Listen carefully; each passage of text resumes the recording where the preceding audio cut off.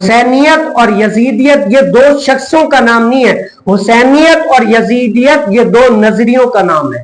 حسینیت والے قیامت تک حسینیت کے مشن پر پہرا دیتے رہیں گے، اسلام کے سر بلندی کے لیے کام کرتے رہیں گے، اور اللہ تعالیٰ نے ان کا نام یہاں پر بھی زندہ رکھا ہے، انشاءاللہ کل قیامت میں بھی زندہ ہوگا، اور ان کا ٹھکانہ کہاں ہے؟ جنت ہے۔ اور یزیدیت بھی قیامت تک چلتی رہے گی، اور وہ بھی اپنے مشن پر پیرا ہوتے رہیں گے، وہ اپنے مشن کو لے کر چلتے رہیں گے، لیکن وہ کیا ہے؟ یزیدیت کا نام دنیا میں بھی برباد ہے، آخرت میں بھی برباد ہوگا، اور ان کا ٹھکانہ کیا ہے؟ جہنم ہے۔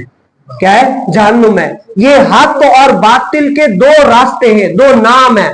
تو اب یہ ہر اس شخص کی ذمہ داری ہے کہ آیا میں جو چل رہا ہوں یہ حسینیت والا رستہ ہے، یہ یزیدیت والا رستہ ہے؟